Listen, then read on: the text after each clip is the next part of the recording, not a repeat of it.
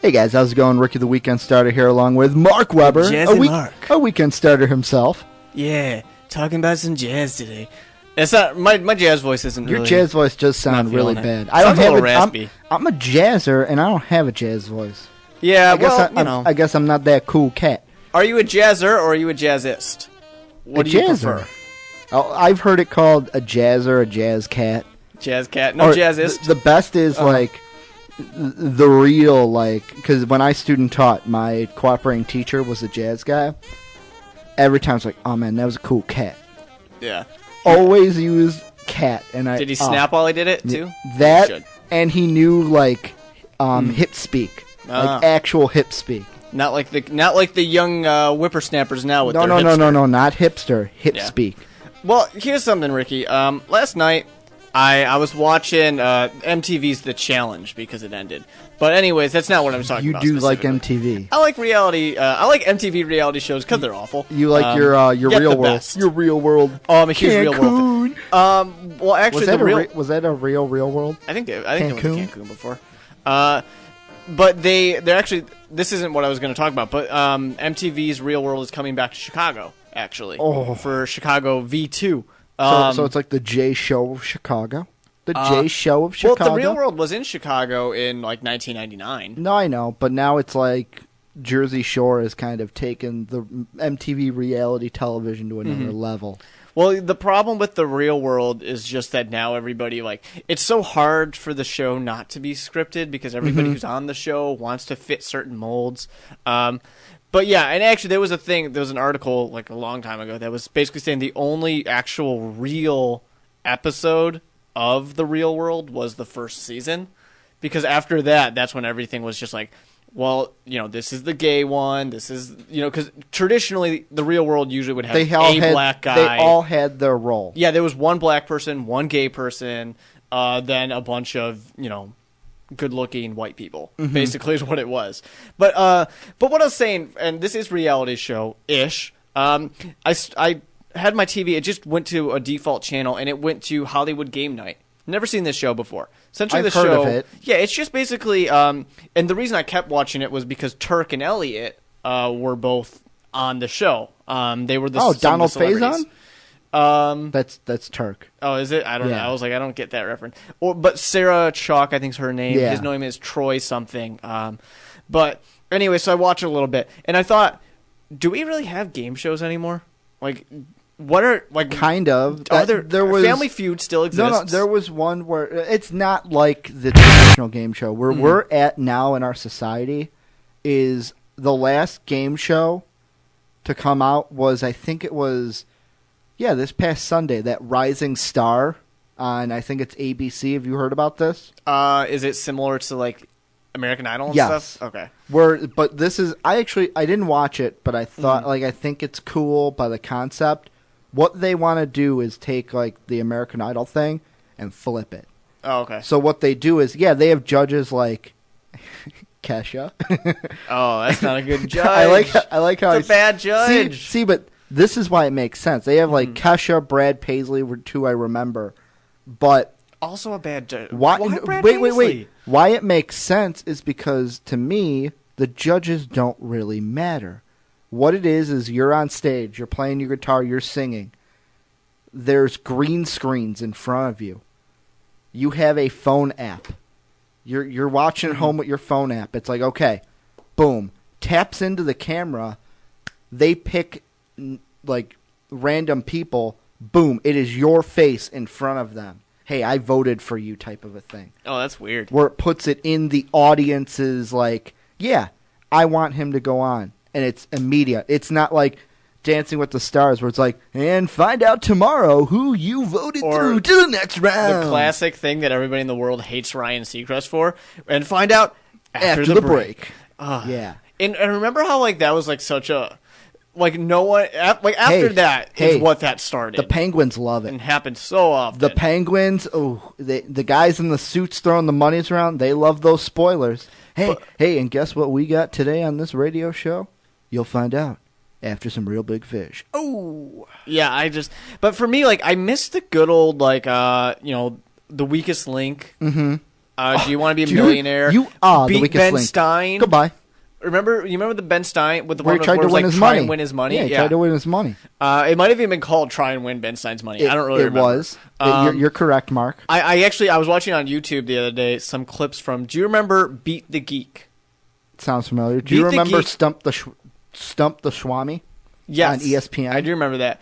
I liked Beat the Geek because it was just like a bunch of like movie nerds, video game or whatever, and it was just, hey, try and beat this person. Like, answer more questions right than they did. And Blaine Capatch was the host, and Blaine Capatch is hilarious. Yeah, I think our game shows now are more. Those don't count as game shows to me. Like, I get what you're saying. That's where our society is, though. The Voice, American Idol. We really like singing shows and talent shows. Dancing with the Stars. Yeah, we love these talent shows because I guess for some reason, like, we want to feel like we have some, like, oh, I found that undiscovered talent. I watched that first episode when they were, and I voted for them immediately. Yeah, but I feel like American Idol now is awful. I only watch American Idol while they're in the, hey, we're going to Austin, we're going to Chicago. Yeah. Because I want to see the people who stink. I don't want to see the people who are good. I listen to artists who are good. I have my own musical taste. Yeah. I want to hear the people who stink so I can laugh. My problem with... I have a couple problems with American Idol. Like Pants on the Ground guy? Yeah. Ooh. My problem is this, that one, all those people usually are fake, and it just kind of bugs me that it's like, this isn't real. But to be fair, I watch, Catfish or True Life, and those aren't really real either. So those are very edited and very doctored. What, Catfish? Yeah. There was a thing, an article about... Are they... Because his movie... It's the Catfish movie, there's still some question about it. Okay. But it's, to me, I'm assuming that's fairly real, just very edited. To make what do you mean? Basically, because like for Catfish, the TV show, for example, they say... You're not saying anything scripted. No, it's just the producers lined it up right. Oh, basically. Because like they said that a lot of these Catfish like episodes are the person who contacts them on the show actually isn't the person that contacted them.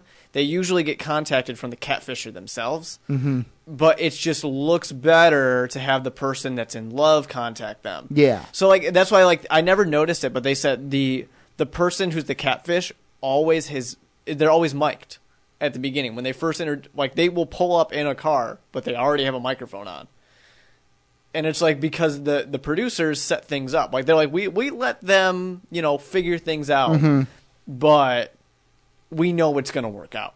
Well, and like now I would think about it in a day like today. It's like, well, we want the best sound. We want to be able to hear what the catfisher has to say. Well, yeah, I mean, definitely. But and still, it's kind of, it takes away from the whole, hey, you know what, we're going to surprise them. Well, they know you're coming because the producer was just here. They know they're coming because they're the ones that called MTV. Like, they're the ones who send that email. And see, this is I'm going to go off on a different question just because you brought up catfish. Usually, well, not you. I'm not going to say usually. Sometimes. It's not about, yes, the person who's in love wants to find that person and be with that person, but I feel like some of the time it's the catfisher wants the popularity. Like I was watching an episode where, and I don't know like how much of it was real, I just thought it was entertaining, where this guy in Cincinnati thought that he was going to be with this guy and that they were going to live together, and then you find out that it's his cousin catfishing him the whole time. No, Ricky, it was his cousin. Yeah, his cousin was catfishing him the whole time, and it's like great. she Hilarious. even took pride in that. Like, I've catfished other people, and now I got my name out there. Oh my, I'm a celebrity for being a 15 catfisher. seconds of fame. Or 15 minutes. Is it 15 seconds or 15 minutes? Either way. It's a 30-minute episode. Well, no, I mean, that's the saying. Episode? No, the saying, it's 60 minutes, but the saying is 15 minutes of fame. But in that situation, yeah, but they said, like, in the article was like an interview with a producer from the show. Yeah, but, like, I'm saying, like, no, I can see the catfisher. Yeah. Like, they said a lot of the times it's the catfish going to them because they want the weight off their shoulder. And yeah, they can't really shake this person. In certain cases, it's definitely that. But I think they said, like, in the article at least, if you 100% believe what this guy's saying, they were talking about how, like, they try to avoid, like, it's usually fairly obvious when the person is that. And they try and avoid those people because those people are just annoying. Like, that episode was funny, but there's been other episodes where the people are obviously, like, there's another one, actually, I think it's season 3 of Catfish. Like I said, I watch a lot of reality TV shows. They're bad, but I love them. I catch it on when it's here or there. But they had this guy who was like, his thing was he had this big old smile on his face. Like you could tell his absolute hero is the Joker, from Batman. Like he just wanted the chaos. Heath Ledger Joker or animated series just Joker? Joker. Mark Hamill Joker? Just Joker. Okay. Like he wants the chaos is what he wants. So like he had this big old smile. Is he like so a happy with Is he like a himself. dog chasing after a semi? He would know what to do if he got his hands on one. I kind of sort of, because then once they came, like they asked him like, did you get what you wanted? And he's like, no, not really. I thought you guys were going to be angrier. And like, but that was the thing. Like, you get to a point in a show like that where you can't be real. It's like we were talking about Nathan For You earlier too, which is a show where Nathan Fielder, hilarious comedian, he comes up with horrible ideas for businesses that are going to get them, viral marketing and stuff like that.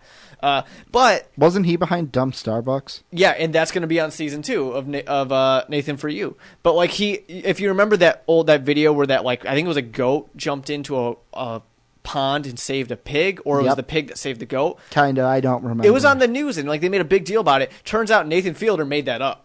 He was the guy who did that. That was a hoax, and Really? he did it himself. It was viral marketing for a zoo. But of course, things got weird, and like the zoo wanted their hands off of it because it was weird. But anyways, well, from the article that you showed me that we can't talk about. He's hilarious. Weird. He's hilarious. It's hilarious. Just go to his but Instagram, or don't go to his Instagram. I don't know. Ask your parents. But the thing about that, like, that's a show to where at a certain point they can't do it anymore because Nathan Fielder can't be this guy who's offering advice that happens to be bad. Yeah. Like, at some point, they're going to be like, oh, no, you're that guy who offers bad advice. You get that stereotype. Yeah. It's why Sacha Baron Cohen can't really do He Borat can't do the anymore. Borat or the... He can't do Bruno. Yeah. He can kind of get away with Ali G here in America. Ali G's amazing. Ali G's Ali the G best. India House is... Ali G's his funniest character. First off, that title, Ali G India House. Yeah. Just, I still love... I can just go to YouTube. Like, I'll be in the worst mood ever. That's one of my videos where, like, there's certain things you can watch when you're in a bad mood. It cheers you up instantly. There's this one where he goes to see a veterinarian. Yeah. And his whole time he's like, so you went to the war, right? But, of course, in his, like, slang, like, kind of street British accent and stuff like that. And, like, he's just sitting there freaking out. And I remember there's this one part where this chicken comes up. And he freaks out because the chicken has hair on its feet. And he's freaking out, and this old veterinarian's like, what? What do you, like, just does not get it. But that's the thing that, like, you can't do after a certain point because people know who you are. And they'll be like, oh, you're Sasha. And that's, that's the same problem with American Idol, things like that. But he can be in Will Ferrell movies as... You can. I'm referencing... what was his name? I can't remember his name. Oh, I don't know. In Talladega Nights. I don't remember. Talladega Nights is a hilarious movie, though. My dad actually said, and this is what I'll leave the listeners on before we go back to music. My dad believes that every Will Ferrell character is the same. Much like Adam Sandler. Adam Sandler, I'll give it to you. Will Ferrell... Like, my dad believes that, you know what, every character Will Ferrell plays is the same character. I'll say Will Ferrell has about 3 characters that show up in all his movies. Adam Sandler only has Adam Sandler. But we're going to go to some The Gaslight Anthem, picked by Mark Webber. We're going to have some Real Big Fish and some Builders and the Butchers here on WXAV.